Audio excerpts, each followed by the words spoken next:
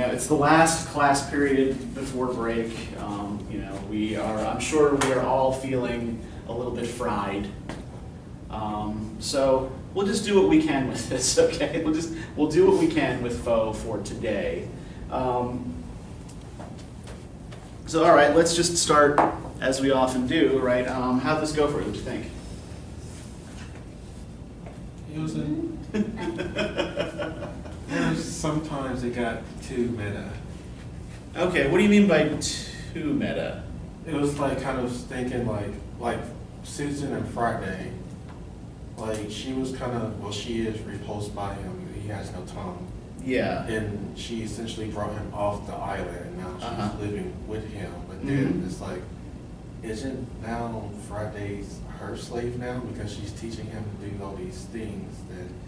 And what she said is like, I'm teaching him language, but I wonder how it sounds like birds to him or something like that. Yeah, it just, some points it just kind of breaks the fourth wall or something like that. Well, yeah, and it's trying to, like, when we talk about metafiction, I think you brought up the word meta, right? So that's your fault. All right. When we talk about metafiction, right, what we're talking about is, right, one, fiction that draws attention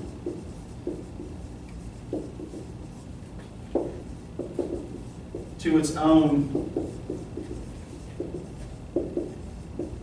fictiveness, right? Fiction that continually reminds you, right, that the work you are reading is a work of fiction. And there's also fiction that comments on the process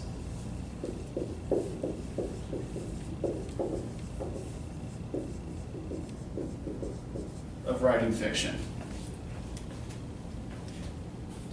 So much of what, or really all of what we have here, all of the narrative so far, consists of letters that this woman, Susan Barton,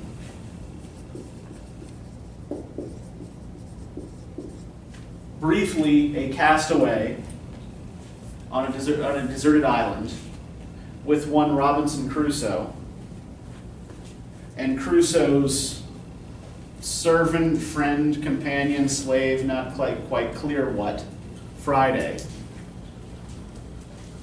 2,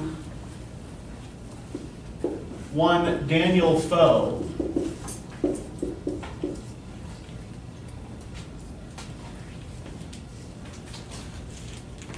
a writer whom it's been suggested she give her story to. Right, so Daniel Defoe is, of course, Daniel Defoe, right? He wasn't Daniel Defoe when he wrote Robinson Crusoe. The De is a marker he added to his name later to affect aristocracy.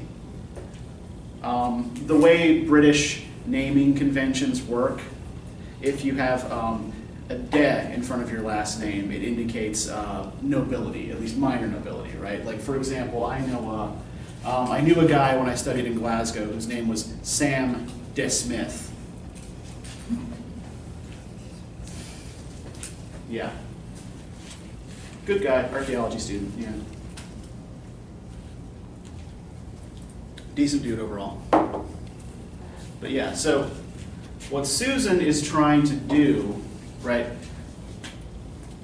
is get Daniel Defoe to write her story, right? Her story and Friday's story. And it seems that Defoe is sending them money to support them, but isn't making much headway thus far on their narrative, right? Isn't really doing anything with their narrative. So much of what we have so far, like up to about page 70 here, is Susan recounting her time on the island, which was admittedly brief, mercifully brief, and trying to convince Daniel Defoe that this is a subject worth writing about. Right. We also see worked in some details of Defoe's life, as his problems with creditors, his troubles with the law, the bailiffs who come and seize his house, which Susan then comes in and explores and sort of briefly occupies, right? So,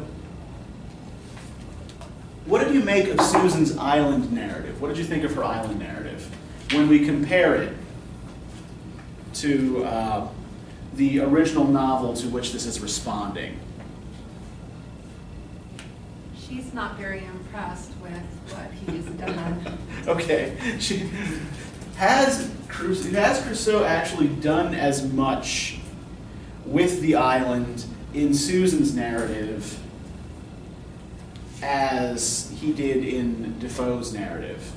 Not at all.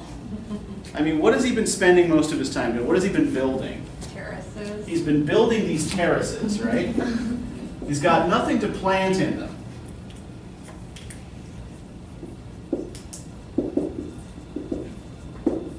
He's been building all these terraces. He's got nothing to plant in them yet, but he's expecting that when a ship comes by, not that they're going to rescue him, right? But that they're going to give him corn that he can plant in these terraces, right? So we have here in Crusoe, rather than a castaway mentality, a full-blown settler mentality, right?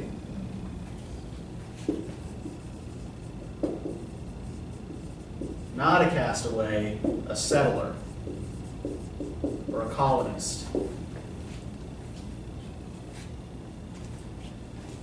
Now, what's different about Friday in Susan's narrative? We can actually spend a bit of time on this, because there's quite a lot that's different about Friday, right?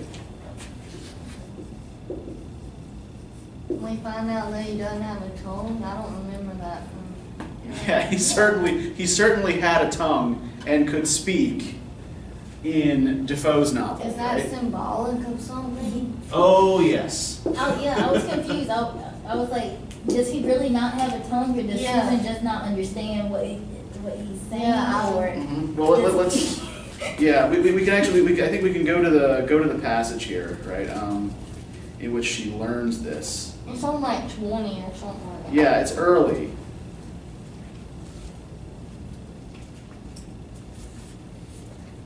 Page 22.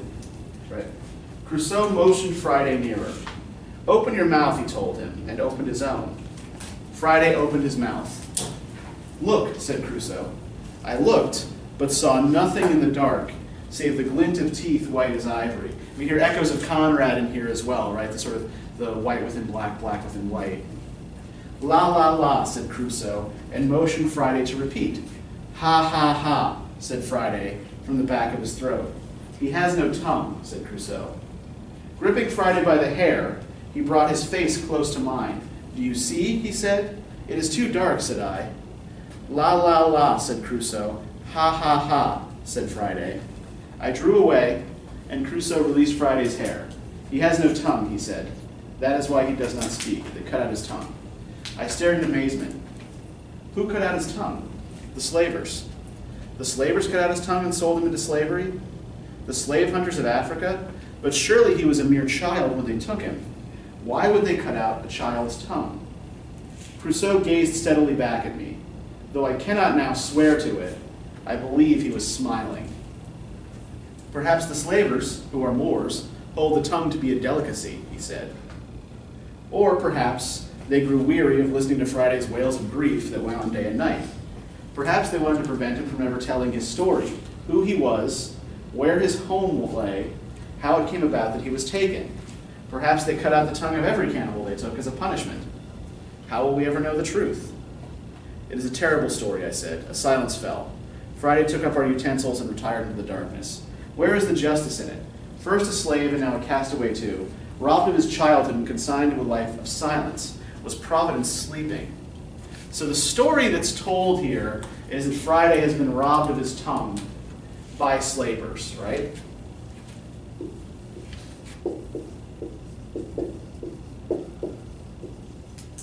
Now, what do we remember about Crusoe and the reason he was shipwrecked in the first place? What was he on his way to do when his ship was lost? The slave trade thing. Yeah, he was on his way to go buy slaves, right? So we know that in Defoe's narrative anyway, Crusoe is himself associated with the slave trade, if not actually a slaver, right? And we know that he owns slaves on the plantation he has in Brazil, right? That he was a slave owner and was on his way to purchase more. So we see here as well that Crusoe's attitude towards this is kind of wry, right? You know, he smiles a little bit at her, feeds her a couple of possible stories, and leaves the issue ultimately undecidable because Friday can't tell his side of it, right? Yeah, it kind of reminded me of O.J. Simpson, If I Did It, because that was like my first thought. I was Crusoe like, is yeah, in the I'm Simpson like, role here, right? Yeah. Uh-huh. He is so BS. I'm like, I mean, I didn't like Susan, but I felt like I definitely did not like Robinson. It reminded me I did not like him. Well, yeah, and you know, let's be fair. We didn't like him before. Right? Yeah. We didn't particularly like him when we read it the first time. But yeah, what's the only sound Friday regularly makes?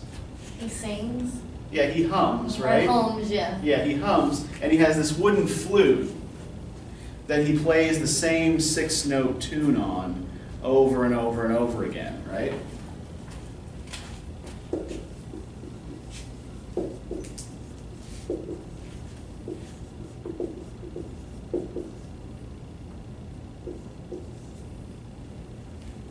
Which annoys the crap out of Susan. And so she dashes it out of his hands at one point, right? She essentially takes his only means of expression away from him for a short time.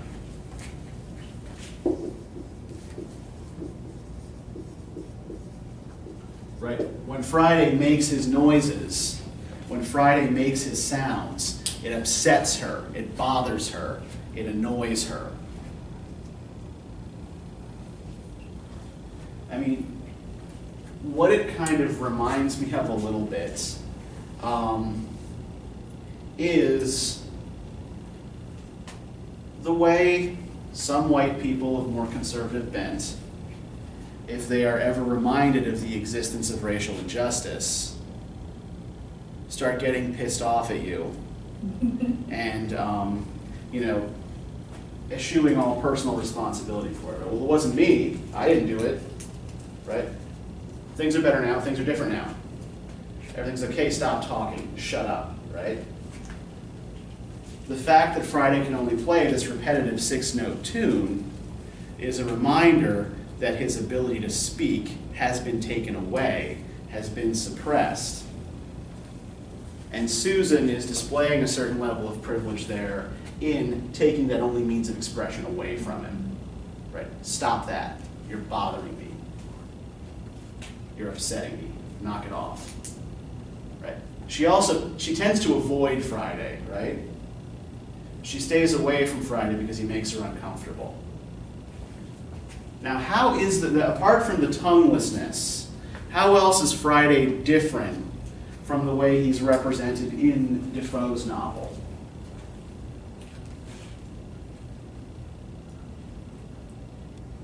Didn't at one point she compare him to a dog? Yeah, he sleeps at Crusoe's feet, right? Like, as soon as he says something, he's running. Which, I mean, he was kind of like that in the other one, but he wasn't depicted quite that animalistic. Okay, yeah, I think, Does that make sense, or like? yeah, it does, and I think there are also, like, references to him in animal terms, where, like, she says that he eats like a fish, right? He often smells of fish. His hair is referred to as wool, right? At one point, she said something about him acting like a dog, and it was in the earlier pages. I just Yeah. don't remember where it is. see if we can locate it. Yeah, and it kind of made me think about all in Robinson Crusoe, when the earlier I mentions found when it. he was talking about all the animals. Uh-huh. And I was like, is he really talking about Friday then? Uh-huh. Because and I was like, poor thing. We'll get to the animals in a minute, the difference in the animals here. Yeah, go ahead. It's on 21. Okay. It So right before says- when he has no tongue. where does it start? It's like in the second paragraph. Yeah. Where it starts. My first thought was that Friday was like a dog that heeds but one master, yet it was not so. Firewood is the word I have taught him, said Crusoe. Wood he does not know. I found it strange that Friday should not understand that firewood was a kind of wood, as pine wood is a kind of wood, or poplar wood, but I let it pass. Not till after we'd eaten, when we were still sitting watching the stars. As it grown to be our habit, did I speak again. How many words of English does Friday know? I asked. As many as he needs, replied Crusoe. This is not England, we have no need of a great stock of words. You speak as if language were one of the banes of life, like money or the pox, said I. Yet would it not have lightened your solitude had Friday been master of English? You and he might have experienced all these years the pleasures of conversation. You might have brought home to him some of the blessings of civilization and made him a better man. What benefit is there in a life of silence? Now, so she assumes that the purpose of language is for conversation and communication, right? That language is in some way, the purpose is somehow reciprocal, right? I say something to you, you say something back, we build relationships, on this basis. What's Crusoe's assumption of the function of language? Particularly in relation to Friday.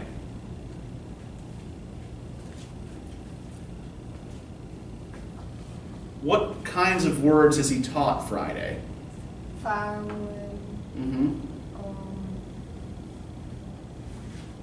The ones that he needs, I mean, Yeah. exactly like what he says. I mean, Yeah. the ones As that, many as he needs. yeah, Right. the ones that he can only associate with Mm-hmm. what's around him. It's not like he needs to go off quoting Shakespeare Yeah. or anything. Right. So we are taking like a more pragmatic view of the function of language, right?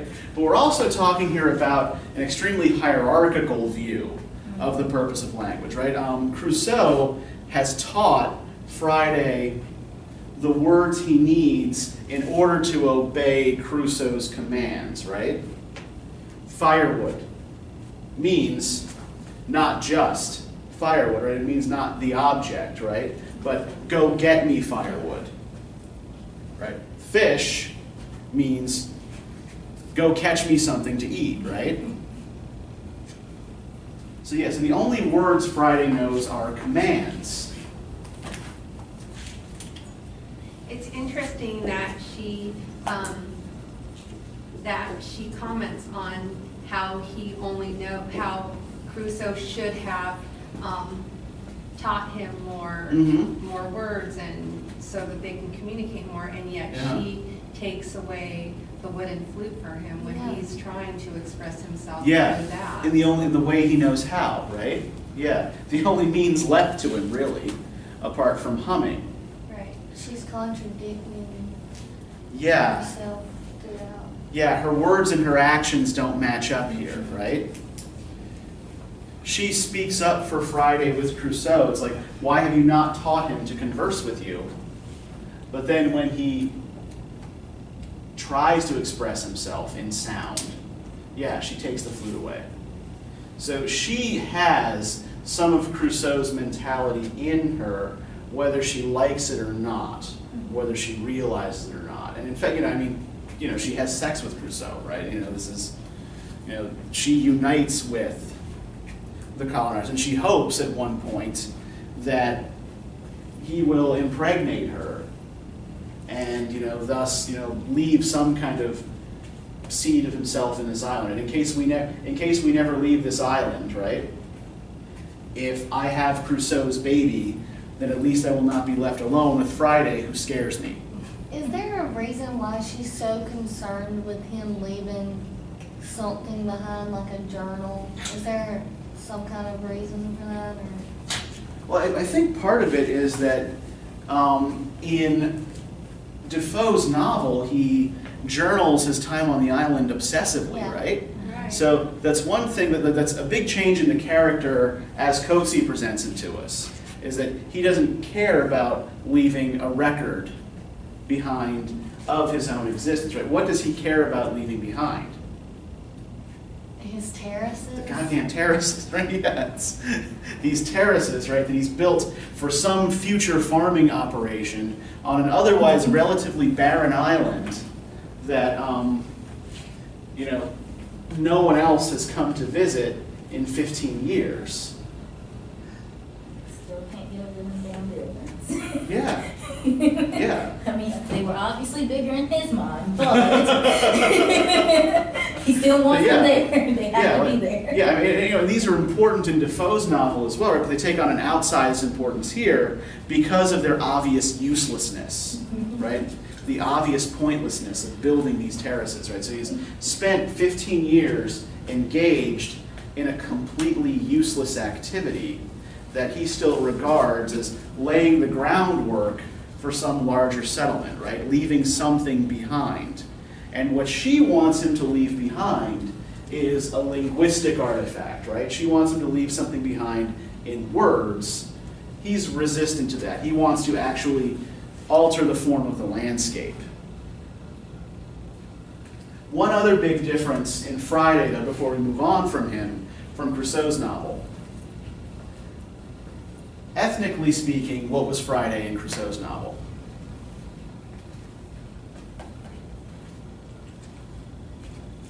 From some island. I know he wasn't black now. Yeah, he wasn't black, right? He was Caribbean Indian, right? In Coetzee's novel, right? And Coetzee is a white South African, so much of this is politically loaded, right? About, you know, relationships between white people and black people. But yeah, here Friday is explicitly black and has been a slave. And I think part of what Coetzee has done, at least, you know, in Susan Barton's narrative, is he's collapsed together Defoe's characters of Friday and Jury, right? The boy Crusoe sold into slavery after the kid helped him escape from his own condition, right? So Daniel Defoe, when he takes up this narrative finally, is going to split these characters into two, right? Jury and Friday will be separate characters, and they won't have quite the same characteristics. But yeah, here, they're collapsed into one. Now, another thing to note about the island, and the difference in the island, right? What was the dominant form of animal life on Crusoe's Island? What did he make all of his clothes out of? What did he eat most of the time? What was he always chasing or firing at with his musket? I keep wanting to say it was sheep, but I know it was something. You're thinking along the right lines, right? Think of something that is like a sheep but is not quite a sheep. Goats, yes. The island was covered with wild goats, right? Are there any goats on this island? Just apes. It's apes, yes.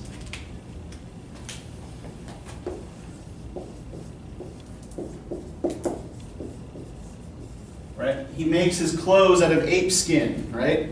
There are ape skins thrown into that storage shed that he and Friday have built, right? He regards the apes as a pest and a nuisance. Now, what's the point of changing the form of animal life from goats to apes? Why is it different and perhaps a little bit more sinister to have apes on the island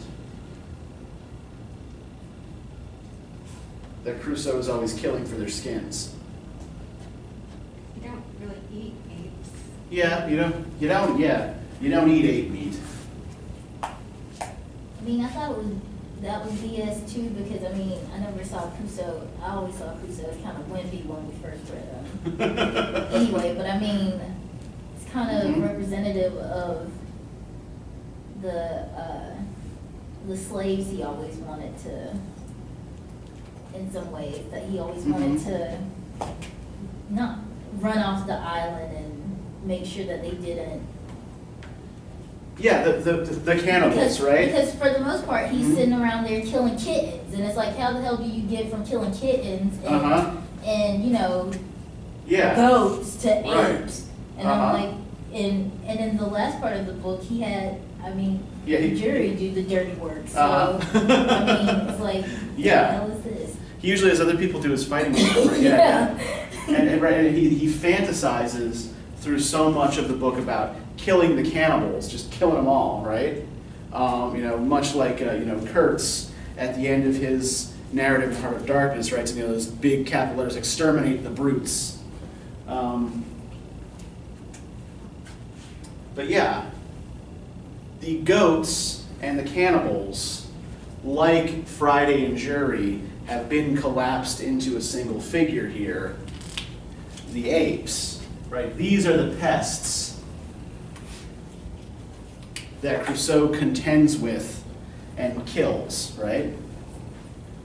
Now, apes, less innocuous than goats, right? Because apes are much more human-like, right? Apes are much more like us.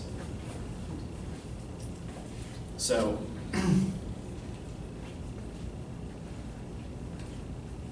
yeah, this lends a kind of sinister edge to Crusoe's activities on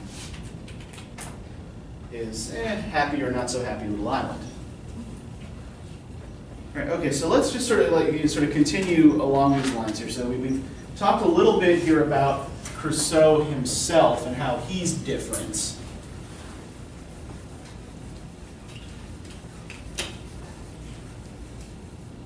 Let's just kind of stick him in here. Okay, so no journal, right? What else do we find out he didn't bother to do that Susan thinks he should have done? That he does do in Defoe's novel? The gunpowder? Yeah, no gun. He doesn't have any gunpowder. He doesn't have any tools, right? He did not bring any of those things with him from the ship.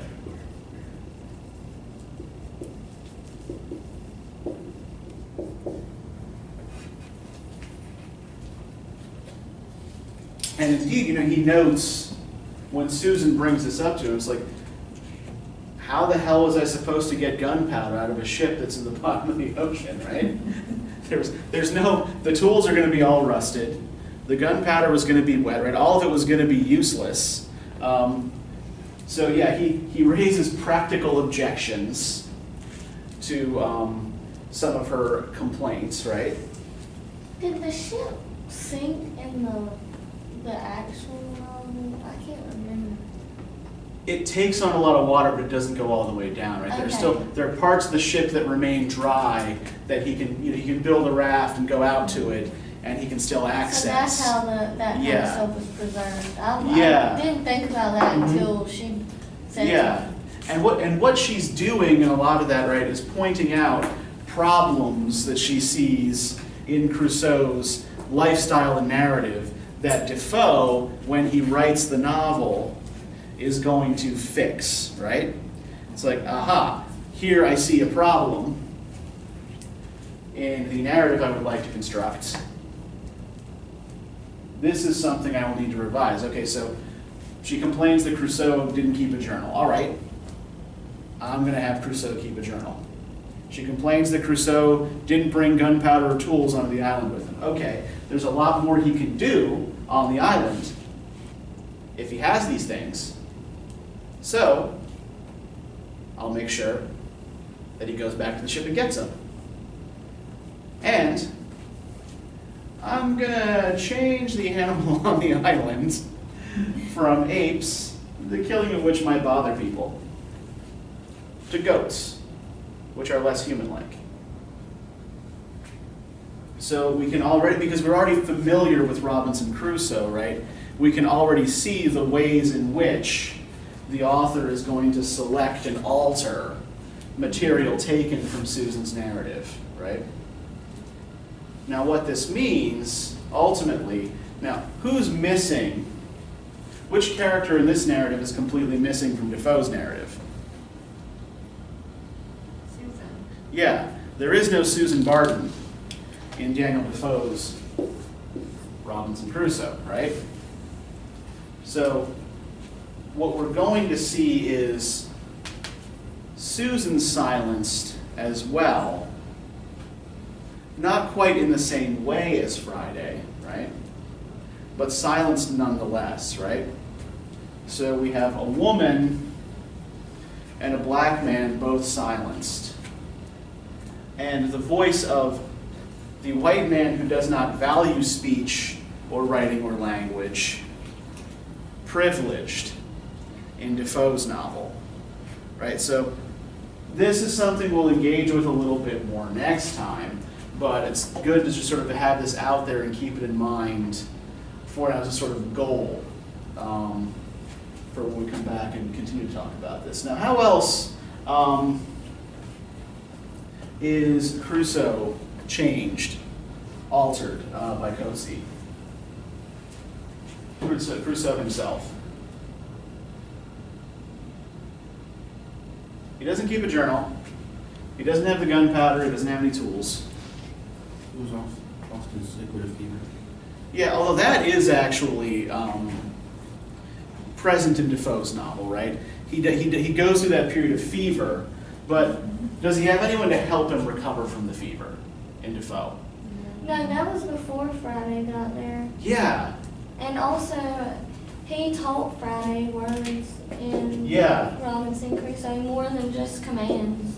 Yeah, he taught Friday to converse. Because they had conversation. I feel Yeah. like I mean, that was kind of a while ago. In fact, they actually have religious debate, right? Yeah. In which Friday kind of stumps him a little bit. Right? Friday points out some contradictions in Crusoe's own beliefs that Crusoe can't, basically responds to with, well, just shut up and do as I say. But, yeah, the fever in this case happens, apparently it's happened before to Crusoe. He says, oh, the fever is on me again, right? And Susan nurses him back to health. What changed in Crusoe in the novel after the fever? How did his attitude change? Wasn't he just thankful to be alive and he started trying to live on the island and do things, or am I completely off? Because I can't remember. Yeah, the wheels are moving in the right direction here, right? Yes. He was thankful to be alive, thankful to be on his island and safe and right. He sort of makes that list of pros and cons, right, of being on the island. And who does he thank? Didn't he get more religious? Yeah, he gets a lot more religious after the fever, right? He's always thanking Providence.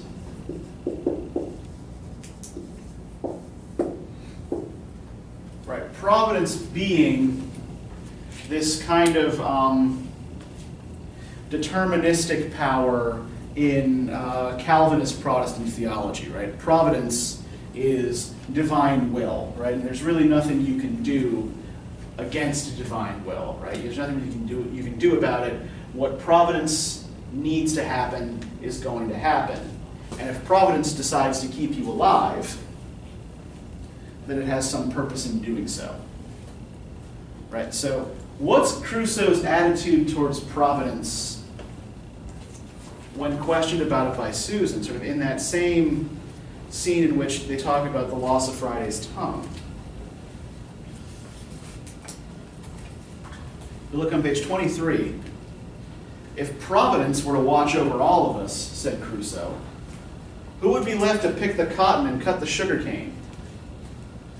For the business of the world to prosper, Providence must sometimes wake and sometimes sleep, as lower creatures do. He saw I shook my head and so went on. You think I mock Providence, but perhaps it is the doing of Providence that Friday finds himself on an island under a lenient master, rather than in Brazil under the planter's lash, or in Africa where the forests teem with cannibals. Perhaps it is for the best, though we do not see it so, that he should be here, and that I should be here, and now that you should be here. So Providence, in Crusoe's Mouth, in this novel, is primarily about, or primarily an excuse for defending the practice of slavery, right?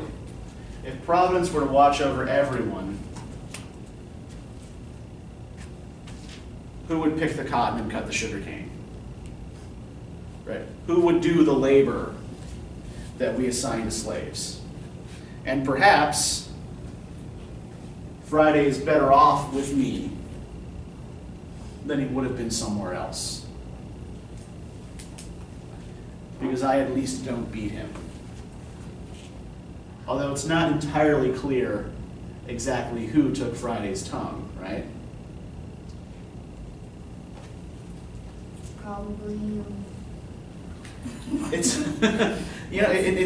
it's hinted that that's a possibility, right?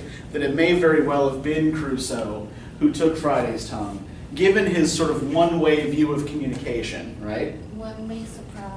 Yeah. And we have the actually let's look at the scene where Susan shows the pictures to Friday.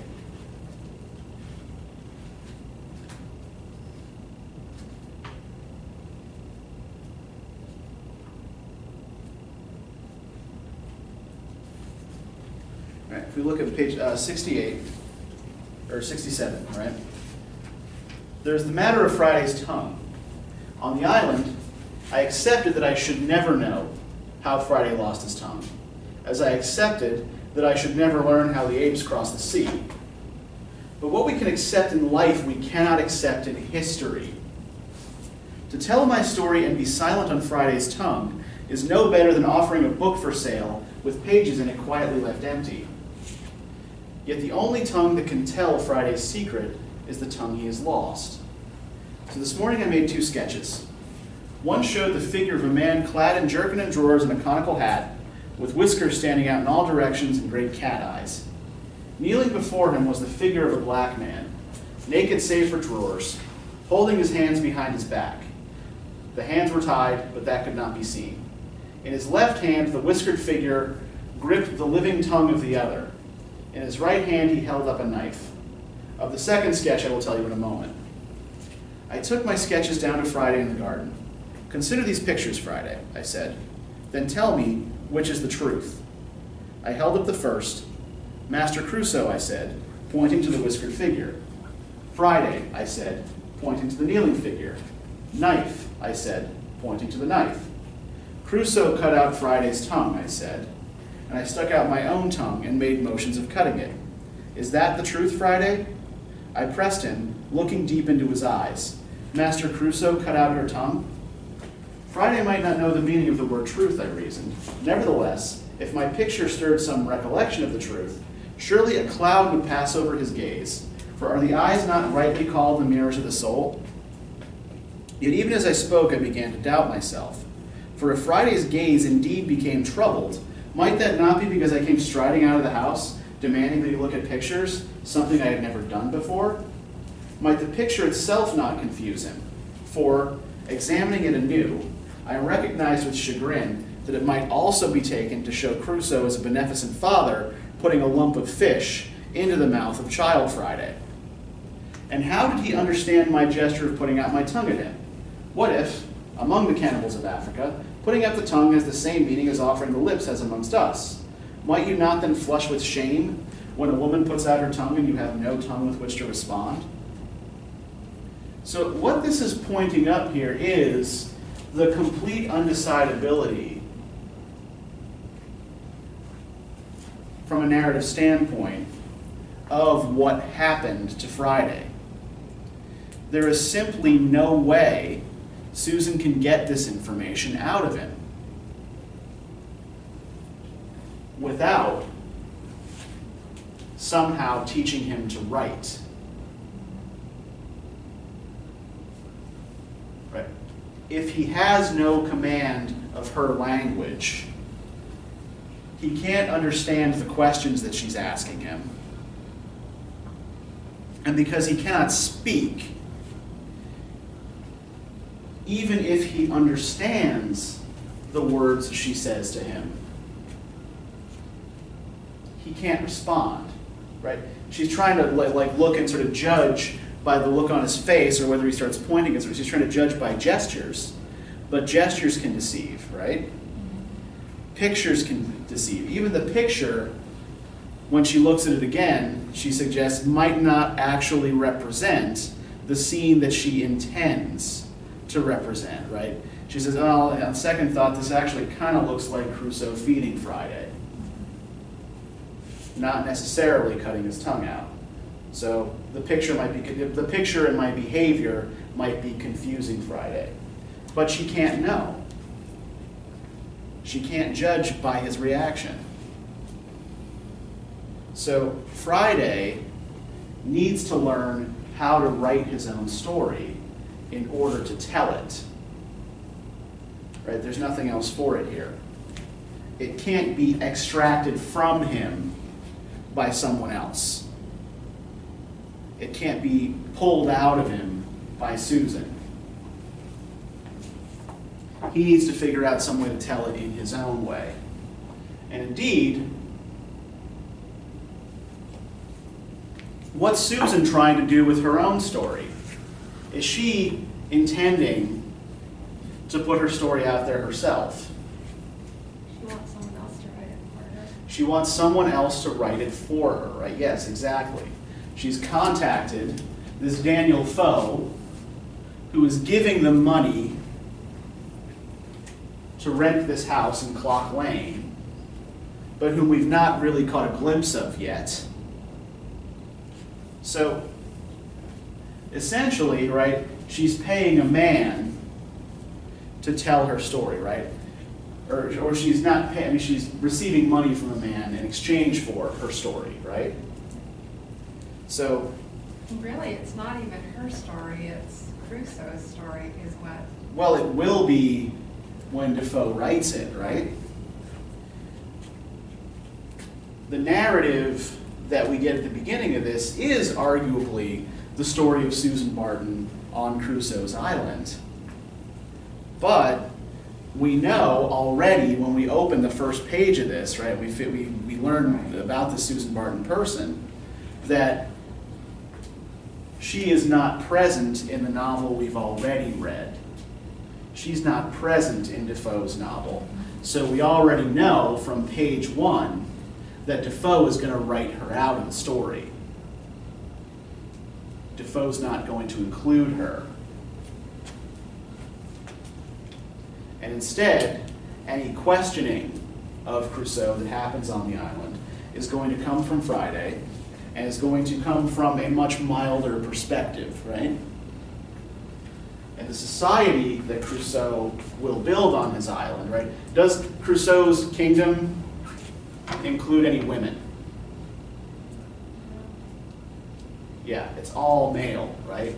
It's an entirely male society. Even the settlers that he leaves behind are all men, right? The mutineers and the Spaniards.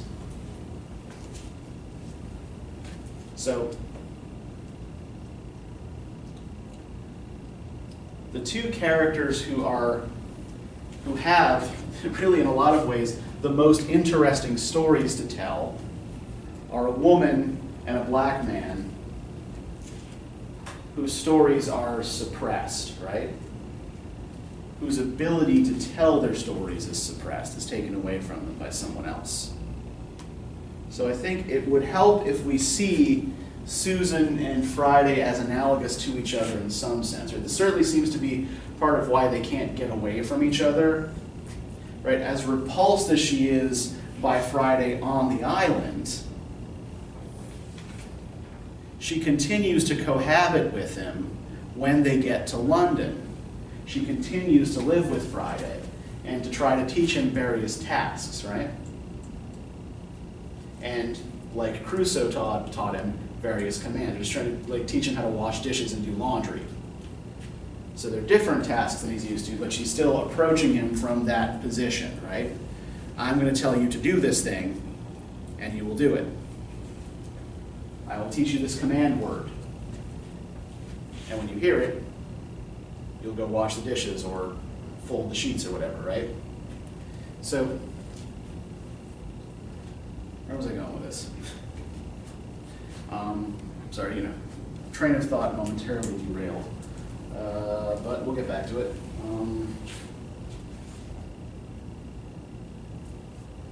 So I think there is actually a sort of binary setup here between the island and London.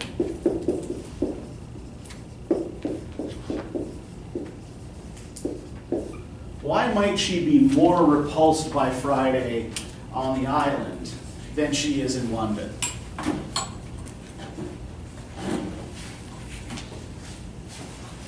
Why is Friday more upsetting to her on the island? Well, because he's Crusoe's servant, and in London, he is faithful to her. Yeah, or at least doesn't leave her. Right. Yeah. He follows her, so. Yeah. And I think that might be part of the issue, but I think there is something bigger at work here. If we think about what Crusoe was doing on the island and what he hoped for, right? What does it seem like he was planning for? What was he trying to build with all of these useless terraces?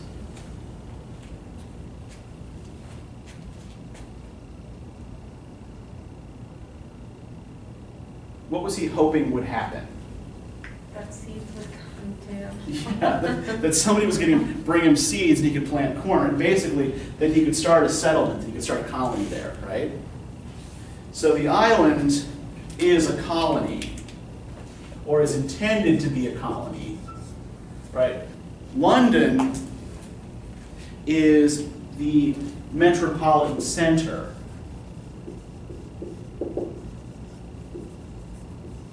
Now, I think we might have talked about this a little bit before, but it might be good to refresh our memories a little. The theorist Edward Said, who we mentioned last time, has written a good deal about what he calls contrapuntal reading.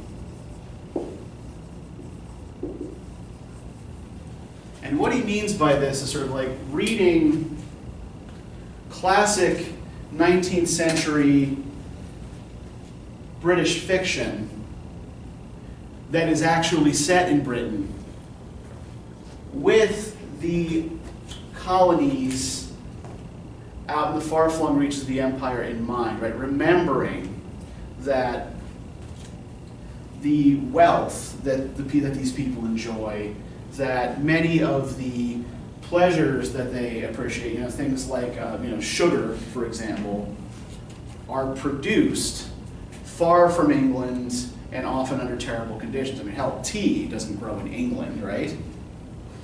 They got it from India. So,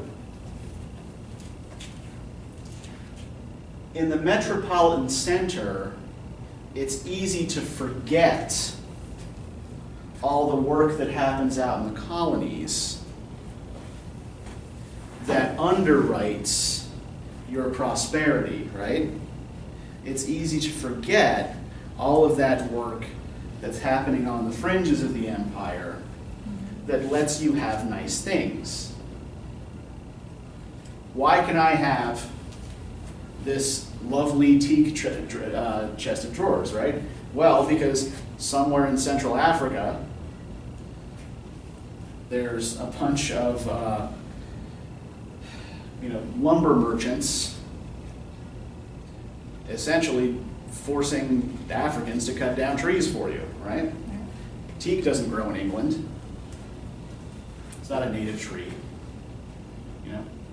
Why do I have tea? Again, right? Because of this work that is going on in India. So I think it's probably like when Susan is on the island, I would argue that it is harder for her to like she is in the mindset of the colonists, or she gets into the mindset of the colonists there, right? She becomes Mrs. Crusoe. She adopts that name, and she hopes that Crusoe will leave her a child, right? So that she won't have to be alone with Friday, who scares her. But once they're not in the colonial situation anymore, where Friday's status is clearly that of slave, is clearly that of underclass, she doesn't have to be as afraid of him anymore, right? It's the same sort of, like if we think about the way Crusoe on his island in Defoe's novel, right, is constantly, carries a gun everywhere he goes because he's afraid of the natives of that place, right?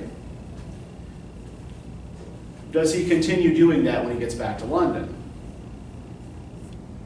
Because it's London, right? Yes, I'm back in England now. I'm back in the center of the empire. I'm no longer threatened. So there is that feeling of threat that comes with the settler mentality. We saw a sort of similar sort of thing in The Conservationist, right? Mering has a good deal of this kind of mentality. And his neighbors, the De Beers, are constantly setting off fireworks as a kind of intimidation to let other people, to let the black people on the location know to stay off, right? Keep away. Even the Indians who are settled where they're not supposed to be, according to South African law, have those two dogs that run around that run along the fence, right? And everything is fenced in and barricaded. So I suspect that is probably what's going on with her softening of attitude towards Fridays. Yeah, once they're out of the colonial situation and in England, I wouldn't say she addresses him as an equal, but at least makes it like distance from the colony makes her more curious about figuring him out. Does that make sense? And it's also safer in a way because give him too much power or too much education on the island where it's just you and Crusoe. Right, against him. Yeah. And Friday is younger and stronger than Crusoe. And that's right. That's the whole thing, right? In the settler situation, the settler population are numerically anyway the minority. Whereas here, she takes Friday back to England. Everybody looks like her here, right? She's the majority, so there's less reason to be afraid. All right. Does anybody have any other? I feel like this is probably actually good enough to get us going for next and help us finish out the novel after the break. Does anybody have any questions about any of this or about anything you read for today?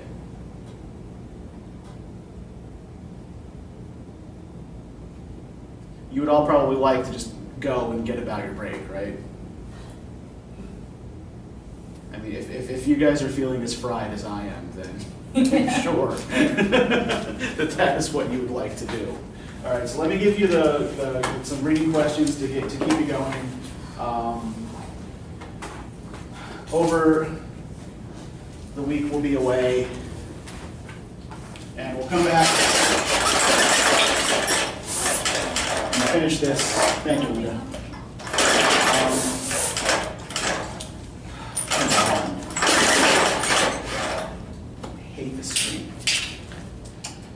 Right, okay, we'll come back and finish this in a week and a half.